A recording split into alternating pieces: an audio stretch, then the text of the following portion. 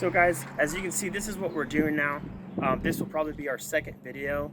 The first one was a little bit about rust prevention on the MRSs. I have done a lot, and I have never really done a very good job of documenting it. And after watching a lot of videos, there's a lot of great content out there, and I think that we have a lot to offer here for a lot of different people. Very broad spectrum, from the little convertible cars, call them hairdresser cars, whatever, to the turbo IS300 2J car, to the potentially supercharged 1UZ.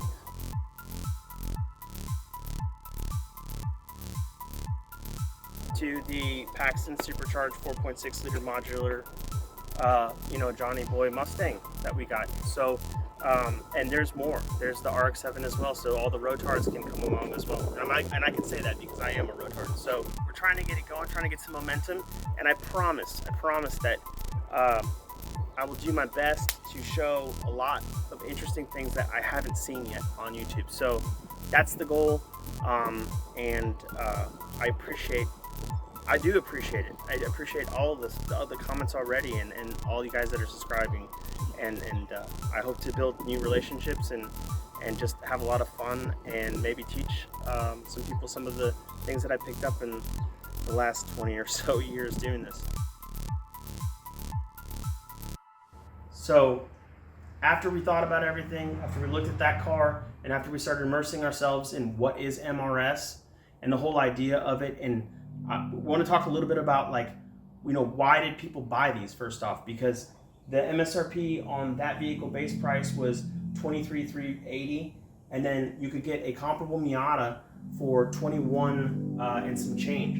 And actually, as tested, those cars were always around $25,000. So they were about $4,000 more than a base one of these. This car was faster, it was more practical, had more room. So you generally had to be a Toyota nerd to buy one of those, because it really wasn't the better car.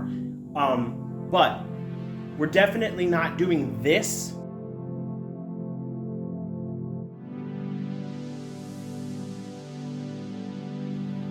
to that.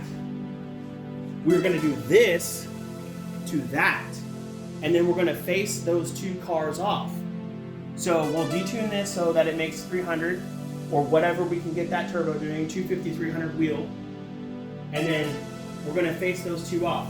And then before we can do that face off, I have a guy with a stock NV2, and we're gonna do some drivability stuff between those two cars, so we can take you guys back in time in the year 2000. And if you were buying these two cars and you test drove both of them at the dealership, what decision-making process went through people's minds when they spent an additional $4,000 or so on a slower, less practical, and generally uglier car. I mean, it's ugly in a cute way, but it's really ugly. So I want to figure that out, and I think it has a lot to do with Toyota nerds and them knowing that this was a Toyota product, but we're going to explore it further.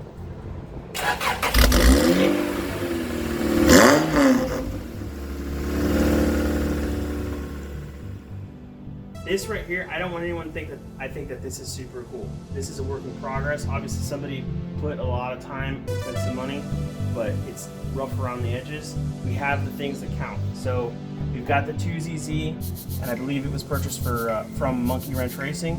So it's a good one. I haven't done the compression test on it yet, but it sounds great. Doesn't do any kind of smoking or crazy stuff. And we got this Lotus cover, which I guess these guys freak out about. I guess they're like $300 just for the Lotus cover, but it is just a Toyota motor, guys. And we've got definitely an oil pan leak and an axle leak that we got to solve first before we can really drive the car. It's leaving some puddles in the garage, and it sits too high. So the first thing we're going to do is suspension. I can't stand looking at it when it's that high off the ground. I'm like, this is not a buggy, because it right now resembles a buggy way too much, and I'm like, I don't really do off-road things. I'm not saying it's not cool, I'm just saying it's not my thing. So but a lot of potential. We got a turbo sitting downstairs for this from Monkey Wrench Racing. Again, it's a Garrett turbo. I haven't even identified if it's the good one, ball bearing one, or whatever. So this is all just me figuring stuff out. I'm glad I got two of them to do that, because otherwise I I wouldn't know where some of these missing pieces go. So, but it runs and drives, so that's what's important. Yeah, but if you guys enjoyed the video and if you like the content, please subscribe, comment.